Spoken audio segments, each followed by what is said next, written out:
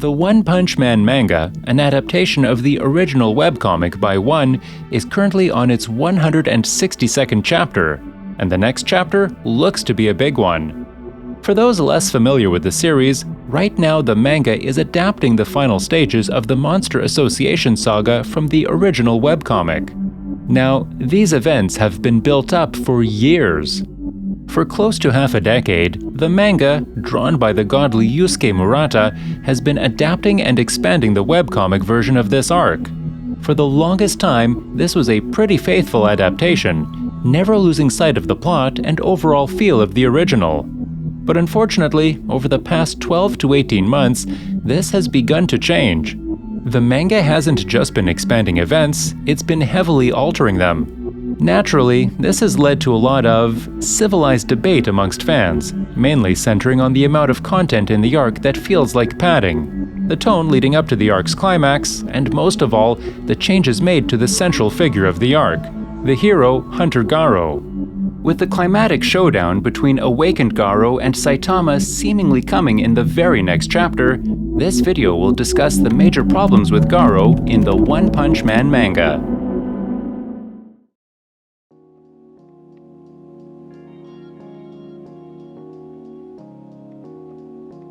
This first complaint directly deals with Garou's gradual development throughout the story. Namely, that in the webcomic, this development was far more subtle, gradual, and less in your face. There, Garou didn't reappear until the very end of the arc, and when he did, it was unknown whether he had become fully monsterized or not. Awakened Garou was brutal and intimidating, shattering the purpose and confidence of the S-Class heroes as he completed his hero hunt. However, this victory would be cut short by Garou's fight with Saitama. Saitama would utterly expose Garou's monsterization as nothing more than a selfish, superficial act. Deep down, Garou wanted to do good, but was unable to let go of his ego and baggage, leading him down a misguided, rogue path. This leads to Garou losing confidence, fleeing, and eventually being reformed.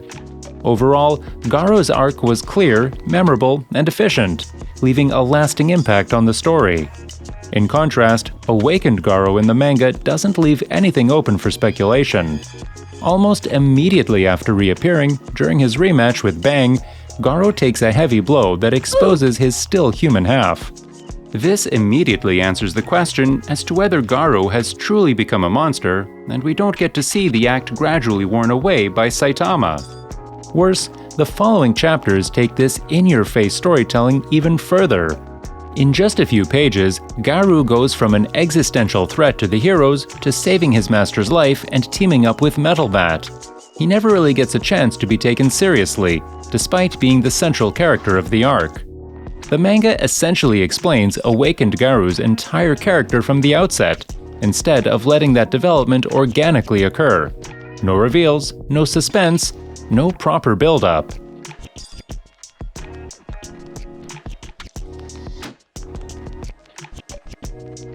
This lack of build-up is further compounded by Garou appearing way sooner in the manga than he did in the webcomic. In the latter, he appears just in time to finish off the very last Monster Association executive, clearing the stage for his showdown with the heroes. Meanwhile, manga Garou appears right in the middle of the previous battle. Instead of his arrival being this ominous turning point in the arc, Garou just pops out of the ground like a wild Pokémon. Due to the length and complexity of the battle against the Monster Association, this immediately makes Garou feel like nothing more than a sideshow to a bigger, ongoing event. Combine that with the arc's insane length compared to the webcomic, and Garou's best moments mostly feel wasted. When you have chapter after chapter of endless fights and monsters, and Garou is just sandwiched between, it really makes those moments less memorable. This could be forgiven though, if not for the next issue.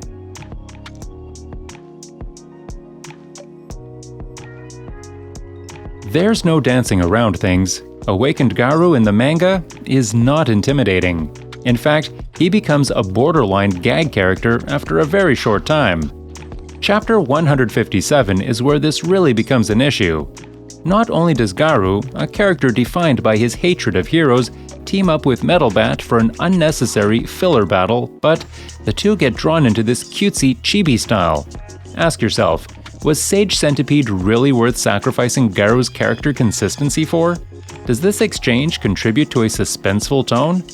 Don't get me wrong, Garou eventually lost his intimidation factor in the webcomic too, but because of Saitama. Saitama's insurmountable power and uninterested attitude was the perfect counter to Garou's self-important, ever-evolving nature. It makes sense that fighting him, Garou would eventually lose his resolve, and vitally, this gave the literal main character a key role. In contrast, manga Garou is invalidated before ever meeting Saitama. We know he isn't intimidating, we know he isn't really a monster, so Saitama doesn't really play this role anymore.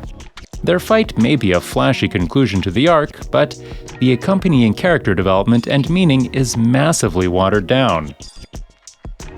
Now, none of this means that the manga is bad. In fact, there are plenty of additions to the story I enjoy, but when the bar has been set so high in the past, any negative changes will stand out even more.